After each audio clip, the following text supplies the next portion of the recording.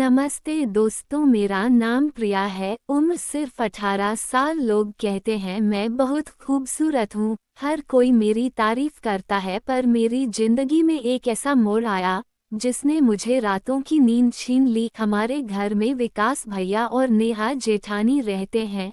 भैया दिन भर ऑफिस जाते हैं और रात को 10 बजे लौटते हैं।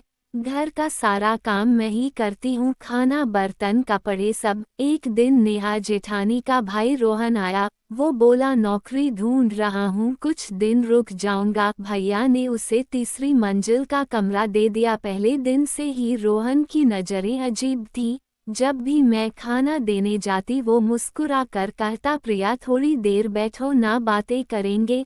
मैं डर जाती थी और भागकर जेठानी के पास चली जाती थी। जेठानी हंस देती और कहती, अरे पागल, डर मत, रोहन अच्छा लड़का है। मैं बाहर खड़ी रहूंगी, कोई कुछ नहीं करेगा। मुझे समझ नहीं आता था कि वो ऐसा क्यों कहती हैं। एक शाम जेठानी ने कहा, प्रिया ये चाय रोहन को दे आओ, वो भूखा होगा। मैं ऊपर गई और देखा वो पंखे के नीचे बैठा था।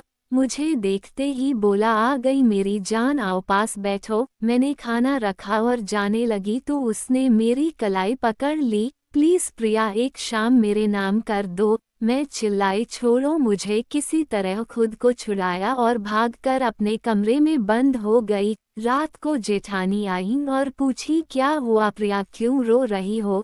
मैंने सब बता दिया। वो हंस पड़ी और बोली, अरे मूर्ख लड़की, डरती क्यों है।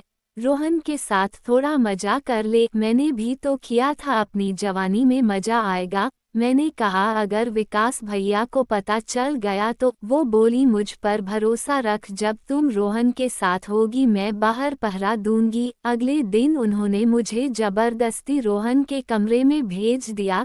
दरवाजा बाहर से बंद कर दिया। मैं रोई चीखी पर कोई नहीं आया। 2 घंटे बाद दरवाजा खुला। मेरी हालत देखकर भी जेठानी मुस्कुराई और बोली, मजा आया ना। मैंने कहा, मुझे दर्द हुआ, मैं दोबारा नहीं करूंगी। वो बोली, पहली बार तो ऐसा होता है, कल फिर तैयार रहना। हर दिन वही सिलसिला चलता रहा। मैं अंदर से टूटती जा रही थी। एक रात मैंने देखा कि जेठानी रात 2 बजे चुपके से रोहन के कमरे में गई हैं। मुझे शक हुआ। अगले दिन मैंने वहां एक छोटा कैमरा लगा दिया। शाम को जेठानी ने फिर कहा, आज रात रोहन के कमरे में जाना। मैंने मना कर दिया। वो गुस्सा होकर चली गई। मैं छुपकर कैमरा ऑन करके देखने लगी।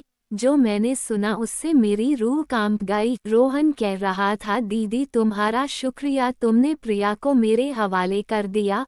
अब इसे रास्ते से हटा देंगे, कोई शक नहीं करेगा। जेठानी बोली, हाँ बस मेरे पति को पता न चले। तू जितना चाहे इसका मजा ले, फिर इसे हमेशा के लिए चुप करा देंगे। मेरी आंखों से आंसू रुक नहीं रहे थे। जिन पर मैंने भरोसा किया वही मुझे खत्म करने की साजिश कर रहे थे। सुबह मैंने वो रिकॉर्डिंग दोनों को सुना दी। जेठानी मेरे पैरों पर गिर पड़ी, कहने लगी, प्रिया माफ कर दे, मैं तेरी शादी रोहन से करवा दूंगी, बस विकास भैया को कुछ मत बताना। शादी हो गई, अब मैं रोहन की बीवी हूँ, पर अब खेल मेरे हाथ में है। वो वीडियो मेरे पास है। अब वो दोनों मुझसे डरते हैं। रोहन जो चाहता है वो मैं देती हूँ, पर अपनी शर्तों पर। और जेठानी अब मेरे लिए खाना बनाती हैं, कपड़े धोती हैं और मुस्कुराकर कहती हैं, प्रिया कुछ और चाहिए तो बता देना, क्योंकि अब सच मेरे पास है और सच सबसे बड़ा हथियार होता है। दोस्तों, कभी किसी पर आंख बंद करके भरोसा मत करना। अगर कोई तुम्हें मजबूर करे तो चुप मत रहना, लड़ो और जीतो। कहानी कैसी लगी कमेंट में लिखो। प्रिया ने सही किया या रोंगटे खड़े हो गए। लाखों लोग ये कहानी सुन रहे हैं। अगली कहानी और भी खतरनाक आने वाली है। चैनल को सब्सक्राइब करो और बेल दबाओ ताकि नोटिफिकेशन सबसे पहले तुम्हें मिले। मिलते हैं अगली कहानी में। जय हिंद।